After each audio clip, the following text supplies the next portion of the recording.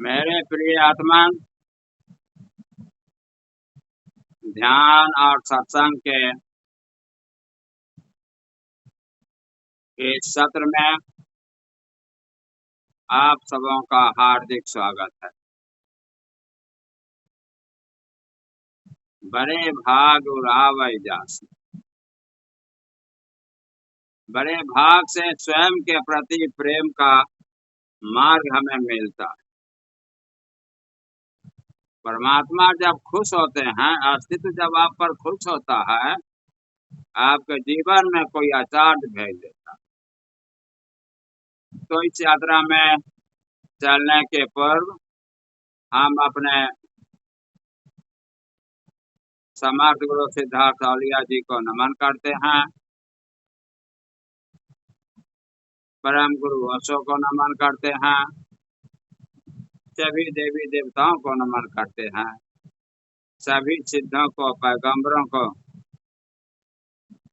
200 सहीवान गुरुओं को, नाथों को, सबको नमन कि वे सभी आए और ध्यान की यात्रा में हमें सहयोग दे। ध्यान की यात्रा में हमारे दिल दिमाग को स्थिर कर दे। तो आज हम एक कहानी के सहारे आपके जीवन में स्वयं के प्रति प्रेम का मार्ग देते हैं। एक राजा सुबह सुबह जंगल अपने बगीचा में टहलने के लिए गया तो उसके पैर में कांटा गड़ गया। वह बड़ा क्रोधित हुआ। वह अपने राज्य के सभी विचारशील लोगों को बुलाया और कहा कि कांटा से बचने का क्या उपाय है।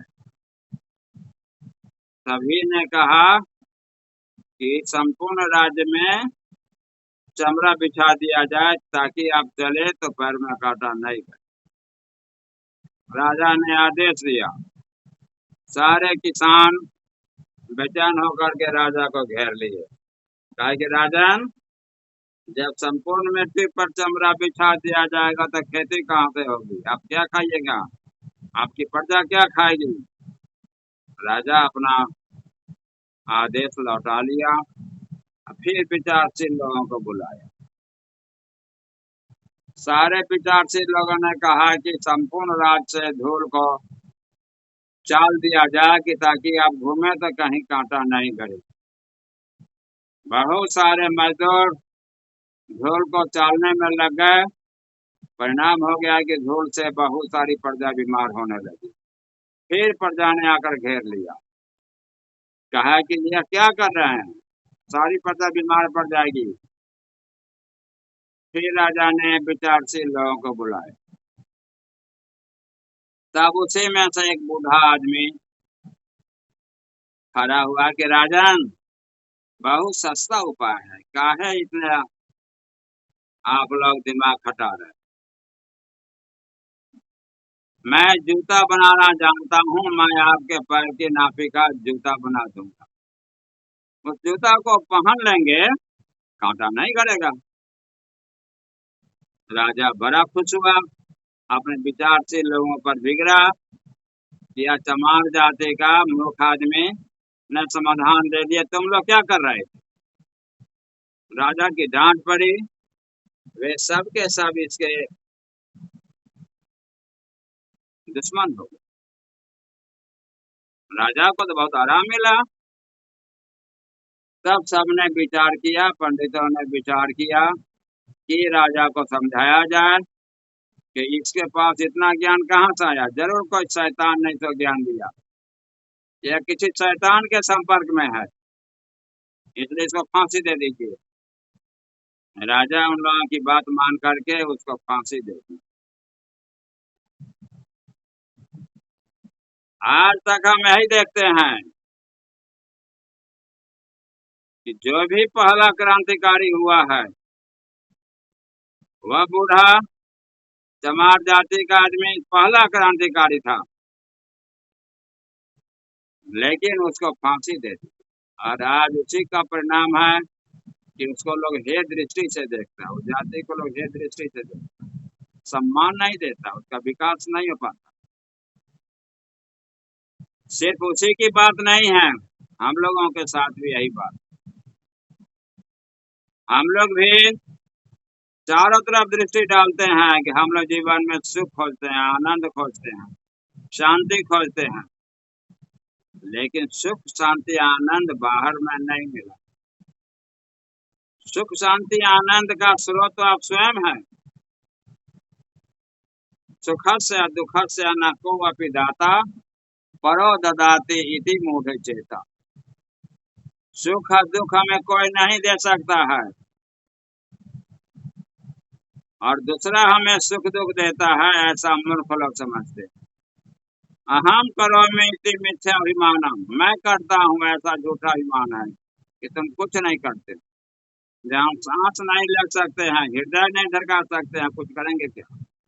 अस्तित्व स्वयं इस शरीर के माध्यम से खेल खेलना। तुम ओंकार हो, अपने ओंकार को अगर जान गए तो ओंकार के तल से देखने आ जाएगा तो अहंकार मिट जाएगा।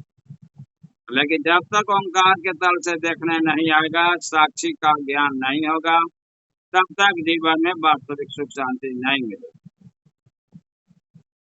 ऐसी परिस्थिति में हम यदि चाहते हैं कि जीवन में हमें वास्तविक सुख शांति आनंद मिले, तो हमें भीतर झांकने की विधि समझ लेनी पड़ेगी। और भीतर झांकने का एक ही उपाय है, ध्यानतमा। ध्यान अंतिम उपाय है। ध्यान के सहारे ही हम अपने भीतर की यात्रा कर सकते।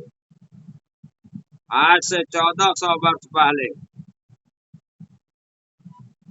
भारत से एक संत चीन गया, बौद्ध भिक्षु गया। वहां का राजा अपनी सीमा पर उसे मिलने के लिए आया, स्वागत करने के लिए आया। लेकिन वह साधु दीवार की ओर मुख करके और पीठ राजा की ओर करके बोला कि राजन क्या चाहते हो? कहा कि चाहता हूं तो बाद में, पहले आप मेरी ओर चेहरा कीजिए। संत ने कहा मैं चेहरा तभी तुम्हारी ओर करूंगा जब तुम मेरी बात सुनने के लिए तैयार हो जाओ। कहा कि सुनने के लिए ही तो आया हूं। कहा कि नहीं, भूत और भविष्य को अपने साथ लेते आए हो। तुम या तो भूत की बात सोचते हो या भविष्य की बात सोचते हो, वर्तमान की बात ही नहीं सोचते हो। और मैं वर्तमान की बात करूंगा। पहले अपने जीवन से भूत को हटा दो और भविष्य को, कामनाओं को भी हटा दो और वर्तमान में आ जाओ। अगर तुम वर्तमान में आने के लिए तैयार हो तो मैं तुम्हारी ओर चेहरा कर लूंगा। मैं भी आपसे कहता हूं, अभी आप बिल्कुल खाली हो जाएं, न भूत में जाएं, पीछे के विचार के बारे में सोचे, न भविष्य में जाएं, कामनाओं के बारे में सोचे। वर्तमान में हम कैसे आ जाएं? तो वर्तमान में कृष्ण कहते हैं कि साक्षी की साधना करो। साक्षी की साधना हम कैसे करें? तो जरा आप बिल्कुल खाली हो जाएं, बिल्कुल शून्य हो जाएं, भीतर से बिल्कुल शून्य हो जाएं। गुरु के पास कुछ लेकर नहीं जाओ, क्योंकि गुरु के रूप में गोविंद बोलता है, ना हम बोलते हैं ना तुम बोलते हो। एक माटी का पुतला बनाकर उसमें खुद ही गोविंद बोलते। मेरे मुख से गोविंद बोल रहे हैं। अभी तो हम क्या कभी भी व्यक्ति नहीं बोलता, सिर्फ खुद गोविंद बोलते। अगर गोविंद से मिलना चाहते हैं तो गोविंद के सामने में अपना ज्ञान लेकर जाएंगे तो वह दूर भाग जाएगा। बिल्कुल खाली होंगे तभी तो वह बैठ पाएगा, उसको तो विराट स्थान चाहिए, बहुत जगह चाहिए, खाली स्थान शून्य आकाश चाहिए, तभी वह बैठेगा। साथ ही एक बात और, बिना गोविंद के गुरु के पास जा सकते हैं, लेकिन बिना गुरु के गोविंद के पास नहीं जा सकते। वैसी परिस्थिति में हमेशा प्रयास करें कि हम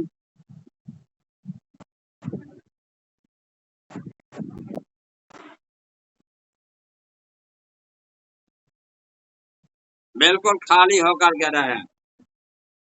जब शून्य हो जाएंगे तो ना भूत रहेगा ना भविष्य रहेगा, आप वर्तमान में रहेंगे। और इस वर्तमान में जीने के लिए एक ही तरीका है कि भीतर में आपको झांकने सिर्फ आ जाए। कृष्ण कहते हैं कि साक्षी की साधना करो, या साक्षी बड़ा महत्वपूर्ण, शून्य से आपको देखने आ जाए। हम बाहर दूसरे पर देखते हैं, जब दूसरा सामने में आएगा तो अहंकार आ जाएगा। अहंकार के लिए दो चाहिए, लेकिन शून्य के लिए अहंकार नहीं चाहिए, गोविंद के लिए अहंकार नहीं चाहिए। इसलिए जैसे ही आप देखेंगे कि मैं शून्य हूँ और अस्तित्व शरीर से कुछ कर रहा है, अहंकार नहीं आएगा कि हम शून्य होगा, अस्तित्व का। अब जैसे आप देख लीजिए,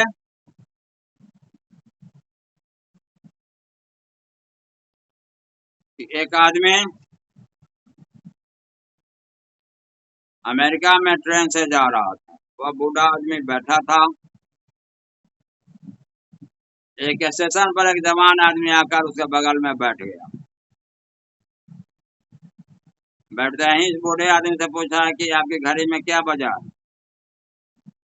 बूढ़े ने कहा, बूढ़ा चुप होकर के बोला, नहीं बताऊंगा। कहा क्यों? अब देखिए आदमी कैसे मन कितना सूक्ष्म सूक्ष्म कल्पना कर लेता है। कहता है कि अभी मैं बता दूंगा तो तुम बीमा के एजेंट बुझा रहे हो। तुम कुछ देर में पूछोगे कि आप कहाँ जाएंगे, मैं अपनी जगह बता दूंगा तो तुम भी कहो कि हम भी वहीं जा रहे हैं। तो तुम बीमा के लिए मेरे डेरा पर आ जाओगे। मेरे डेरा पर मैं हूँ और मेरी एक जवान बेटी है।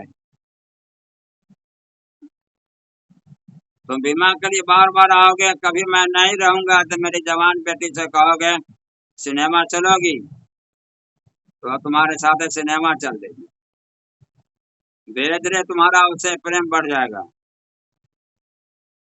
और धीरे धीरे तुम एक दिन शादी का प्रस्ताव रख दोगे।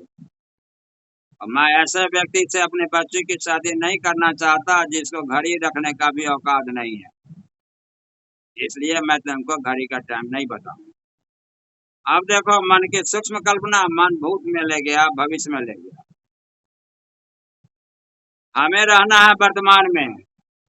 आप जिस चीज के लिए आप बैठे हैं, जिसके लिए आप आए हैं, वह है परम सुख, परम शांति, परम आनंद। और परम आनंद के लिए उस सत्य का ज्ञान आपको होना जरूरी, सत्य के प्रति आपका आकर्षण होना जरूरी है। और यह तभी होगा कि कुछ समय के लिए आप शून्य हो जाए। आप महात्मा बुद्ध को देखिए, 12 साल के बाद ज्ञान प्राप्त करके जब घर पर लौटे तो पिता अपनी सीमा पर पुत्र से मिलने के लिए गए। पिता ने कहा, देखो मैं तुम्हें माफ कर दूंगा, मैं बूढ़ा हो चला और अपने राजपाट को संभालो। बुद्ध ने कहा पिताजी जरा मुझे आप एक बार देख लीजिए ठीक से। 12 साल पहले जो मैं आपके सामने था, आज मैं वह नहीं हूँ, मैं बिल्कुल नया हूँ। पिता ने कहा कि ज्यादा मत बनो, मैं तुम्हें जानता हूँ, मैंने तुम्हें पैदा किया है, बड़ा किया है, इसलिए हमारे सामने में अपना ज्ञान मत बघारो। बुद्ध ने कहा पहले एक बार देख तो लीजिए आप मेरी ओर। लेकिन पिता एक बार भी देखने के लिए तैयार नहीं हुआ, या उनको देखने की वह दृष्टि नहीं है। ठीक इसी तरह से आप भी अपनी ओर एक बार देख लीजिए, भीतर के शून्य का स्मरण एक बार कर लीजिए, और शून्य से आप देखिए यहाँ आने के पहले जो थे अब नहीं है। अब आप बदल गए। कैसे बदल गए? आप बदल गए कि आप पहले पूछते थे कि मैं ये कर रहा हूँ, वो कर रहा हूँ, सब कुछ मैं कर रहा हूँ। लेकिन जैसे ही आप अपने शून्य का स्मरण करेंगे तब देखेंगे मैं तो अहंकार हूँ। अहंकार क्या करूँ? अहंकार तो सिर्फ देखेगा, स्वयं अस्तित्व अपना एक खेल खेल रहा है, और उस खेल में हमें शामिल हो जाना है। और उसमें शामिल होने के लिए कितना हल्का और कितना भारी काम है। हल्का काम है कि अपने शून्य का स्मरण कर लेना, शून्य को देख लेना, और इसको हमेशा याद रखना।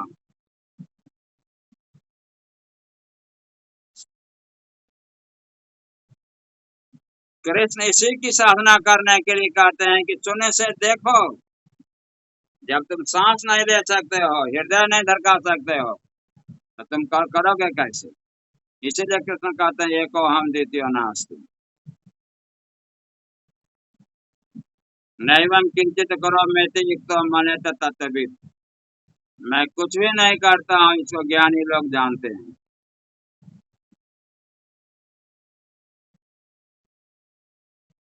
एक संत हुए हैं रविदास जी।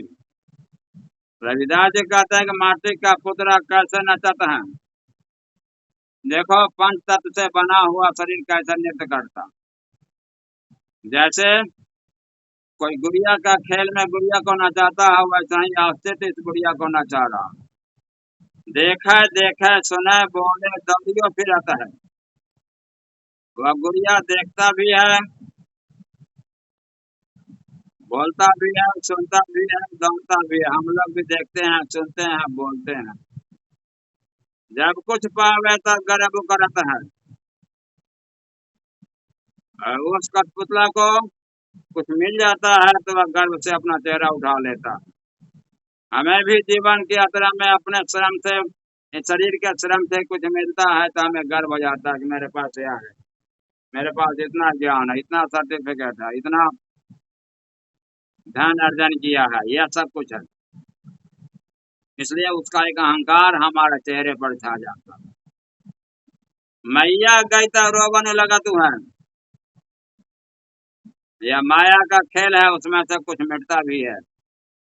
कौन सा मिल जाएंगे, छूट जाएंगे, कौन सा आ पड़े, कुछ भी रुकेगा। तू न ऐसे आन कर ले, पूर्व चलने के बटोही बाट की पहचान कर। ऐसी परिस्थिति में जीवन की यात्रा में कौन मिलेंगे, कौन छूट जाएंगे, यह कोई नहीं जानता है। लेकिन जब तक हमारी सांस है, हमारी यात्रा तो चलती रहेगी। इसलिए मन बच क्रम रस कसहि लुभाना, मन से, वचन से और कर्म से कहते हैं कि आदमी माया के जाल में फंस जाता है। और विनाश गैया जाय काहू समाना, जब वह संसार से मिट जाता है कहीं जाकर के समा जाना पड़ता है। कहाँ जाता है? आदमी का शरीर छूटता है तो कहाँ जाता है? तो दो ही उपाय है, या तो सिर्फ शरीर मिटता है, माया मोही न मन मुआ, मरी मरी गया शरीर, आशा तृष्णा ना मोही का ही गया कबीर।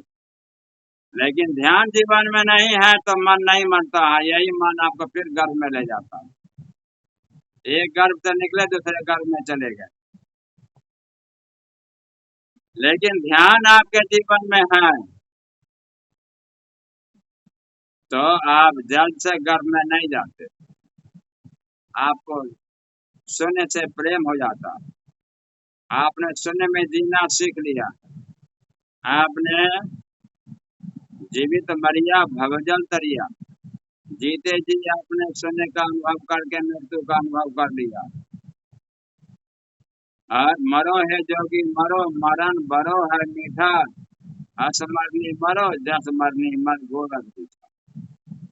ध्यान की गहराई में जाकर के आपने देख लिया है कि जीते जी मृत्यु का अनुभव या बड़ा मीठा है, क्योंकि वहां पर सुख है, शांति है, आनंद है। और एको हम द्वितीय में शून्य में हम अकेले हैं। और शून्य का तल सबका एक होता है, सभी वहां पर अद्वैत अवस्था में होते हैं, अर्थात अस्तित्व में हमारा बूंद रूपी शरीर मिल जाता है, या स्वयं अस्तित्व आकर हमें समेट लेता है और हम शून्य हो जाते हैं। तो ऐसी परिस्थिति में कहते हैं, कह रविदास बाज जब भाई। रविदास कहते हैं कि संसार क्या है कि जादूगर का खेल चलता है। वह जादूगर कौन है? स्वयं अस्तित्व ओंकार है। इस ओंकार का खेल इस सृष्टि में चल रहा है। बाजीगर सौ मोह प्रीति बने आई। वह बाजीगर जो ओंकार है, ध्यान का सारा लक्ष्य एक ही होता है कि ओंकार से प्रेम हो जाना। इसलिए एक ही बात को बार बार कह करके आपको ओंकार से प्रेम सिखाया जाता है, साक्षी का अभ्यास कराया जाता है, शून्य से देखने का अभ्यास, डबल एरर। एक तरफ देखना है कि हम महाशून्य के हम वासी हैं, उस महाशून्य का आपके पास स्मरण हो जाता है, महाशून्य के साथ आपका लगाव हो जाता है। और दूसरी ओर वहां से देखते हैं कि अस्तित्व शरीर से खेल खेल रहा है। अस्तित्व क्या खेल खेल रहा है? तो उसको जीवन में जो काम जिसके हिस्से में पड़ता है अपना काम आके करता है। तो हम भी अपने जीवन में अस्तित्व का खेल देखें। आप देखने से पहले स्वयं अस्तित्व में मिलने आ जाए। अस्तित्व में मिट जाने क्या हमारे पास ज्ञान हो जाए। इसलिए अब ध्यान की यात्रा पर चलते हैं। 1 घंटे का ध्यान है। नायम आत्मा प्रवचन लभ्य, प्रवचन से वास्तविक अनुभूति नहीं होगी। जब ध्यान की गहराई में आप जाएंगे और उस परम शून्य से आपका प्रेम बढ़ेगा, तब आप भगति तात अनुपम सुख मूला, मिले जो संत हो अनुकूला। कोई संत आपके अनुकूल हो जाए कि आपको झकझोर कर जगा दे और स्वयं से प्रेम करा दे। इसलिए स्वयं से प्रेम होना मतलब कि अपने शून्य को जान लेना, ओंकार को जान लेना, और जाग प्यारे मौज मस्ती है मनाती जिंदगी। आप तो ओंकार के रूप में वहाँ आत्मकन का नृत्य देख रहे हैं, आत्मकन का नृत्य चल रहा है। उस आत्मकन के नृत्य के प्रति कहते हैं कि जागो। ध्यान की गहराई में जाकर के सिर्फ भीतर में देखेंगे कि आत्मकण का, प्रकाशीय कण का, जो स्त्री और पुरुष है, इलेक्ट्रॉन प्रोटॉन है, यह सब सटा हुआ है, इसका नृत्य चल रहा है। और उस नृत्य का हम स्वयं वासी हैं, हम भी उसी में हैं, हम वहां के रहने वाले हैं, इसलिए हमें उसको देखना है। और यह जो शरीर मिला हुआ है, जो अस्तित्व का मंदिर है, अस्तित्व अपना गुड़िया का खेल, कार्टून का खेल अपना खेल रहा है। जरा इस खेल को हमें देख लेना है कि इसे क्या करना है, और देखेंगे तो यह सर्वोत्तम काम करेगा। इसलिए कृष्ण कहते हैं कि साक्षी की साधना करो, काम तुम्हारा कमजोर हो जाए, ऐसा नहीं हो सकता। तो आइए आप भीतर की यात्रा पर, स्वयं को मिट जाने की यात्रा पर, अकाल अनीह अनादि अनुपम, उस विराट को नापा नहीं जा सकता है, वहाँ हमारी कोई इच्छा नहीं रहेगी, और उसकी कोई उपमा किसी से हम नहीं दे सकते हैं। वह तो अद्वैत है, दूसरा है ही नहीं जहाँ उपमा दी जाए। इसलिए अनुभव गम्य, आप अपने अनुभव से उसको जाने। तो आइए अनुभव की यात्रा पर चलते हैं।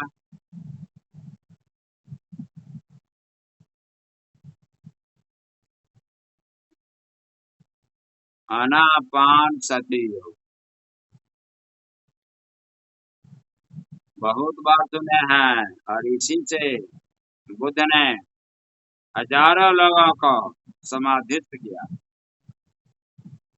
आप भी इसकी विधि को अच्छी तरह से जान जाए, और समाधि में जाने में आप लोगों को सुविधा हो जाए, तुरंत समाधि में हमारा प्रवेश हो जाए। यह जीवन का अंतिम पुरुषार्थ है, और अंतिम पुरुषार्थ आपके जीवन में उतर जाए, ताकि आपके पास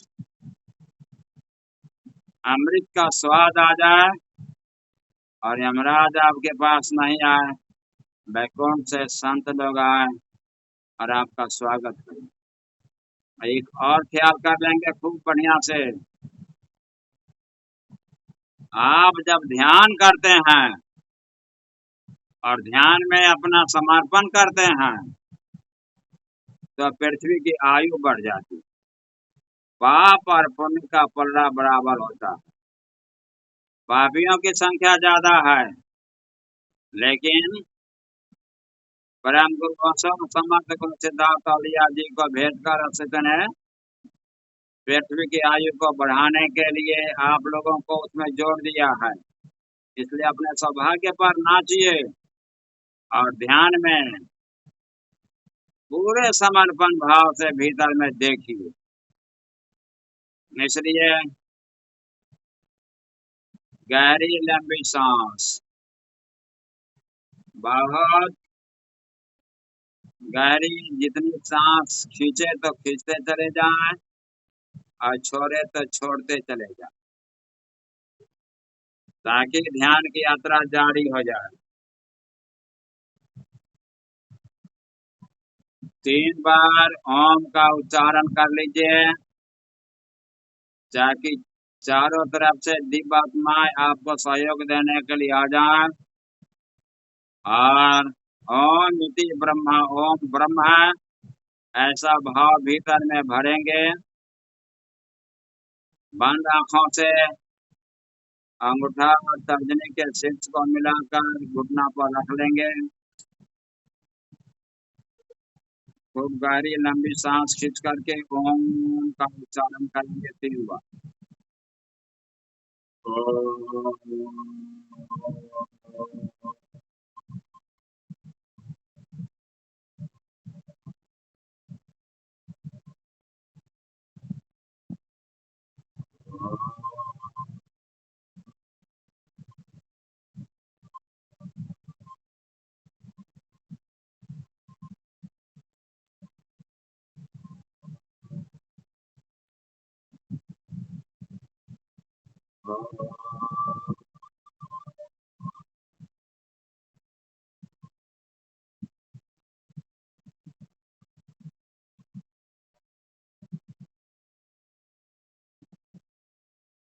जरा अपने भीतर के समर्पण को देखेंगे, बिल्कुल खाली रहेंगे। हम लोग भले ही दूर दूर हैं, लेकिन ओंकार के तल पर, शून्य के तल पर हम सभी एक हैं। इसी को अद्वैत कहते हैं। और समूह में ध्यान करने से ध्यान की गहराई जल्दी मिल जाती है। इसलिए दूर दूर होते हुए भी शून्य के तल पर हम सभी एक जगह हैं। इसलिए उस शून्य को देखते हुए आती हुई सांस में ओम का उच्चारण ओम, और जाती हुई सांस में आत्मने नमः। मतलब हमारे अंदर अस्तित्व प्रवेश कर गया, और जाती हुई सांस में देखेंगे कि हम स्वयं अस्तित्व में जाकर मिल गए। इसलिए अपनी आत्मा को नमन करते और अद्वैत हो गए। अस्तित्व इस क्षुद्र पात्र में समाहित हो गया, और क्षुद्र पात्र से निकल करके हम स्वयं विराट शून्य में मिल गए। आती हुई सांस को पान और जाती हुई सांस को अपान, और उसका स्मरण सती। और योग, योग क्या है?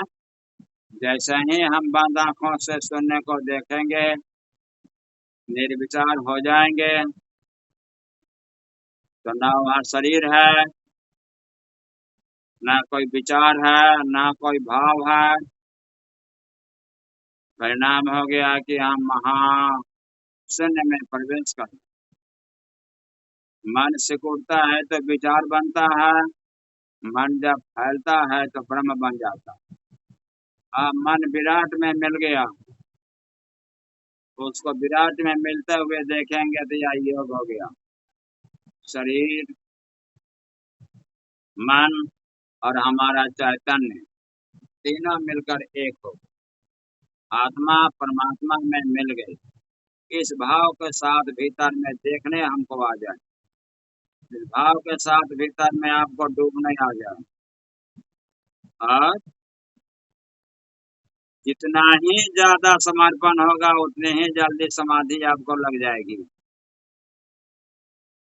इसलिए हमेशा ख्याल रखेंगे कि प्रेम न बारी उपजाए, प्रेम न हाट बिकाए, राजा प्रजा जे ही रुचाए, शीश दे ले जाए। शीश देना क्या है? तो अपने अहंकार को दे देना। वहां दो नहीं रहे, अगर दो कोई है तो गुरु के रूप में रखेंगे। समर्थ गुरु सिद्धार्थ औलिया जी का चेहरा, या अपने गुरु का चेहरा, जो भी कोई चीज जिसके प्रति आपका दिल में आकर्षण हो, उसको गुरु मान करके चेहरा रखेंगे, तो गुरु के साथ गोविंद होता है, जहाँ विचार नहीं रहेगा। इसलिए वो परम शून्य का हम स्मरण करें, और गहरी लंबी सांस ले और गहरी लंबी सांस छोड़े।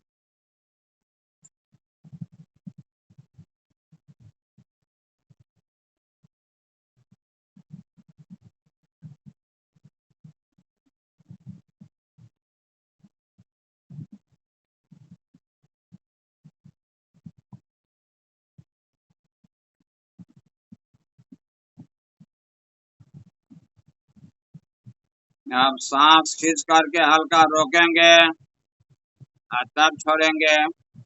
अंत कुंभक।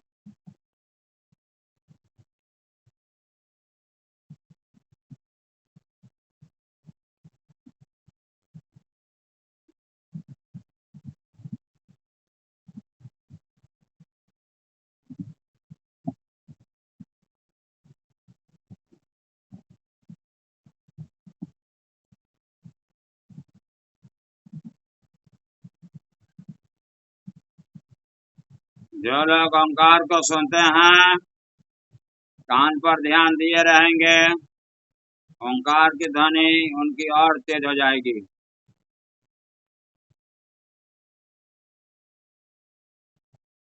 जितना ही शांत होंगे ओंकार की ध्वनि और साफ हो जाएगी।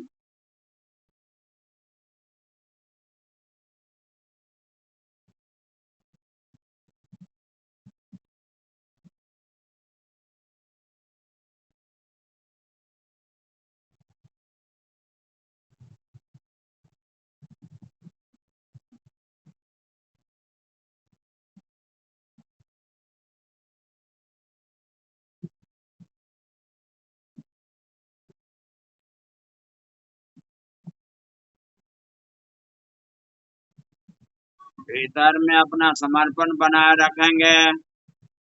विचार भी आ जाए तो विचार से लड़ेंगे नहीं, सिर्फ देखेंगे, विचार हट जाएगा।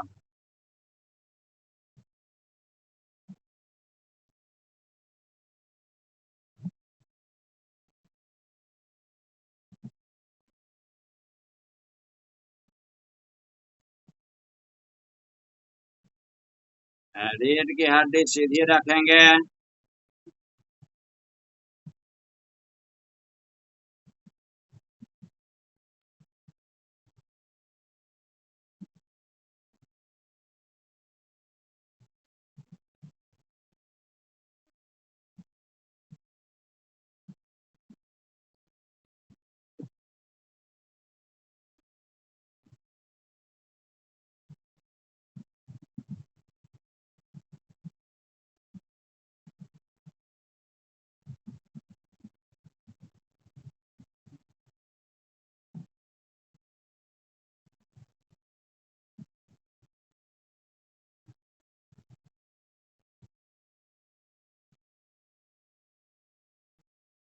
बाय कुंभक।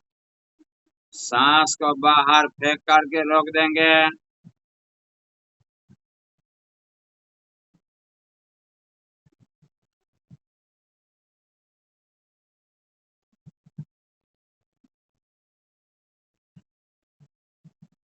इससे दोनों सांस की गति सम हो जाती है। सुषुम्ना से ऊर्जा का ऊर्ध्वमुखीकरण हो जाता है और बहुत जल्दी समाधि में आपका प्रवेश हो जाएगा।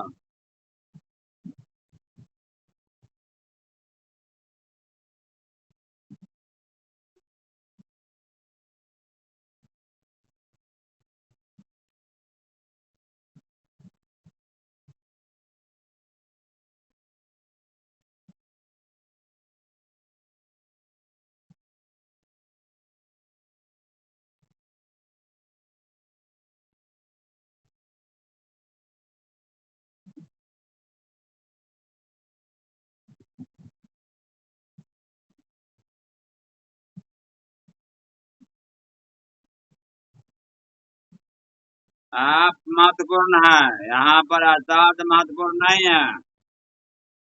आचार्य अपनी साधना में है और आप अपनी साधना में है। भीतर की साधना बिल्कुल स्वतंत्र साधना है। जिसके पास जितना तेज है, जिसकी प्रज्ञा जितनी जागृत है, जिसका विवेक जितना ही उन्नत है, उतने ही समर्पण भाव से भीतर में देखेगा। क्योंकि जीवन का सबसे सर्वोत्तम समय है, इस अनुभव को मृत्यु नहीं छीनेगी। बाहर का जो भी अनुभव है सभी मृत्यु को छीन लेगी, मृत्यु छीन लेगी। सिर्फ ध्यान के अनुभव को मृत्यु नहीं छीनती है। इसलिए अपनी ओर से पूरा समर्पण भाव बना करके रखेंगे। मन बार बार विरोध करेगा, मन यहाँ से उठाएगा, विचार आपका पीछा करेगा, लेकिन विचार अंत में थक करके आपका पीछा छोड़ देगा। आपसे तो जांच लेगा, देखेगा कि यह बंदा उठने वाला नहीं है। कबीरदास जी जैसा व्यक्ति भी कहता है, करवट करा न करवट फेरी, हे प्रभु आरा से चीड़ दो, लेकिन विचार मत भेजो। तो फिर भी वैसा आदमी विचार को देखता है, लड़ता नहीं है, देखता है, विचार अपने आप हट जाता है। आप भी विचार आ जाए तो देखेंगे, धीरे धीरे देखा, सांस खींच कर रोक देंगे, बाहर करके रोक देंगे, गहरी लंबी सांस कर देंगे, अपने आप हट जाएगा। सांस की गति बदलते ही विचार का आना कम हो जाता है। एक और सूत्र जोड़ेंगे, गुरु का चित्र हमेशा साथ रखेंगे। गुरु का चित्र गोविंद की ऊर्जा को समेटे हुए रहता है, वहाँ चारों तरफ गोविंद का ऊर्जा, ब्रह्म गुरु ओशो की ऊर्जा वहां रहती है, ब्रह्म ऊर्जा के रूप में रहती है। लेकिन इसके अलावा संसारी कोई भी आएगा तो वह अपना माया का जाल लेकर के आएगा, विचार का जाल, भविष्य का जाल लेकर आएगा। इसलिए गुरु का चेहरा लेकर ही गोविंद के पास जाया जाता। मोटे बंधन जगत के गुरु भक्ति से काट, गुरु के सहारे संसार के महाजाल को काटा जाता है, माया रूपी जाल को, विचार रूपी जाल को काटा जाता है। जीने बंधन चित्त के कटे नाम प्रताप, और फिर हल्का सा विचार है तो उसको ओंकार की कुर्सी पर बैठा दीजिए, मन ओंकार के सुनने में, आत्मकांड का नृत्य देखने में व्यस्त हो जाएगा, संसार मिट जाएगा, आप ब्रह्म में समाहित हो जाएंगे, अद्वैत हो जाएंगे।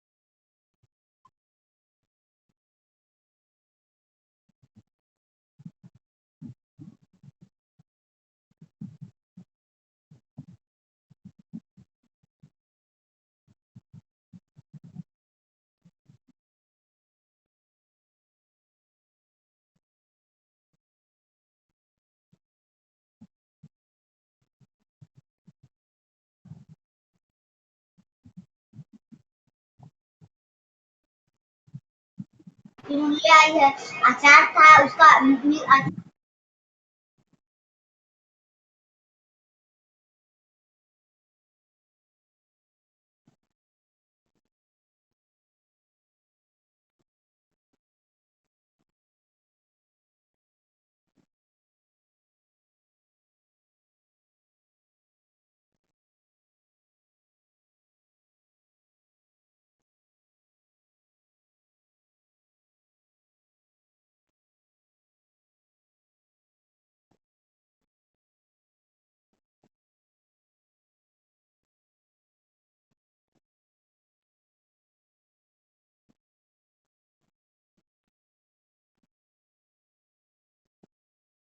जो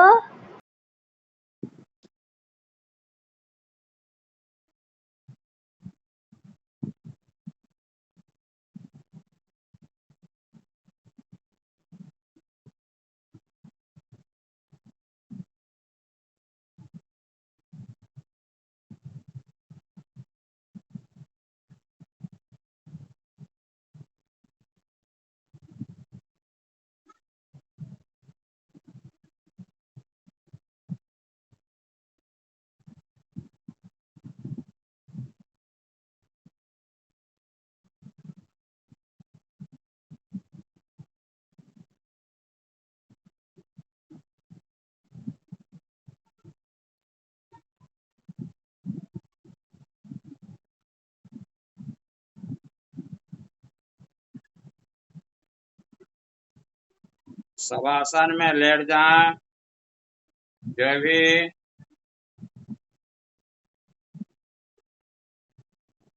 जहाँ है वहाँ शवासन में लेट जाएं।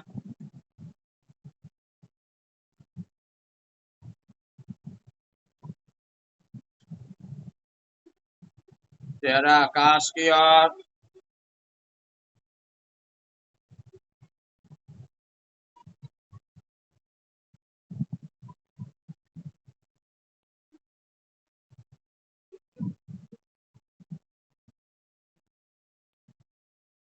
दोनों के पैर के बीच में कुछ दूरी, हाथ थोड़ा अलग।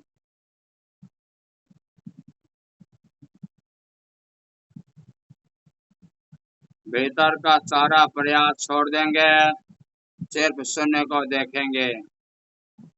शरीर के प्रति साक्षी हो जाएं। देखिए शरीर शिथिल हो रहा है।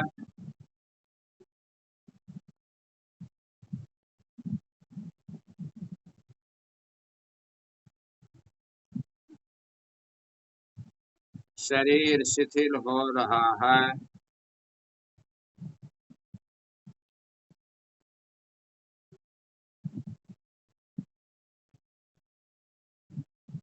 शरीर शिथिल हो गया या शरीर बिल्कुल शून्य हो गया।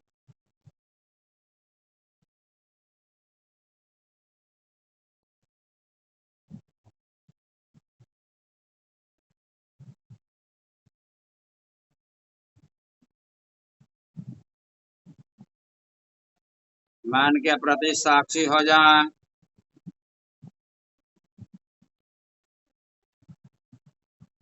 मन आत्मकण के नृत्य को देखने में डूब गया हुआ है। मन शांत हो रहा है। अब मन में कोई विचार नहीं है।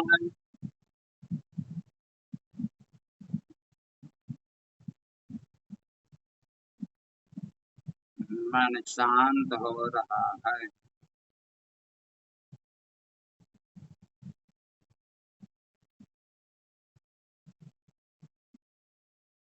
मन शांत हो गया। मन ओंकार में मिट गया।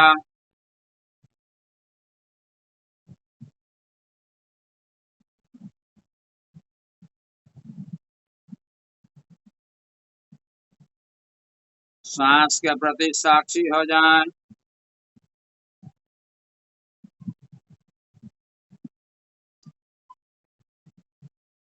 सांसें धीमी हो रही है।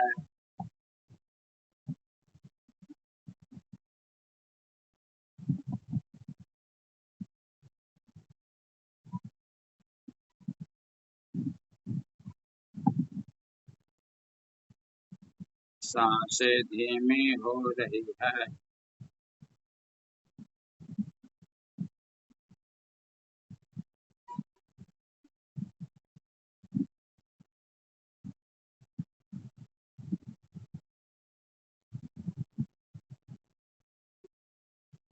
सांसें धीमी हो गई। मन, शरीर, मन और सांस तीनों के प्रति हम शून्य से देख रहे हैं। शरीर शून्य हो गया। मन विचार शून्य हो गया। सांस अत्यंत धीमी हो गई।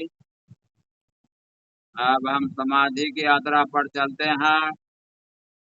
जो लोग ओंकार नहीं सुनते हैं, कान में उंगली डालकर लगातार ओंकार को सुनेंगे, निर्विचार अवस्था में रहेंगे। समाधि लग जाएगी, सदा ओंकार भी समाप्त हो जाएगा।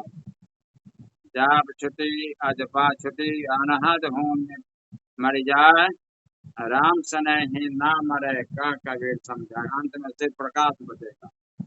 आप सिर्फ उस प्रकाश में डूबने का, ओंकार के प्रकाश में डूबने का स्वाद लें। हरि ओम तत्सत।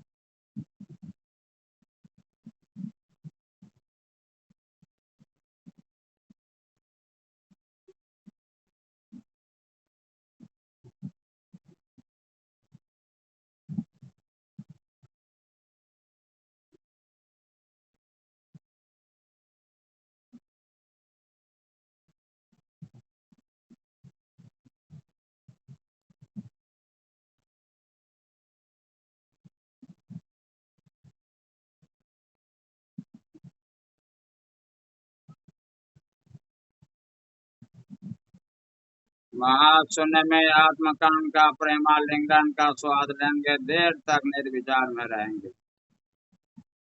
आत्मकान का नृत्य नहीं भूलेंगे।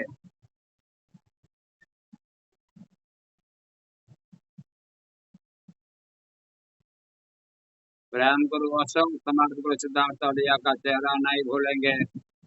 यह बहुत साथ देगा।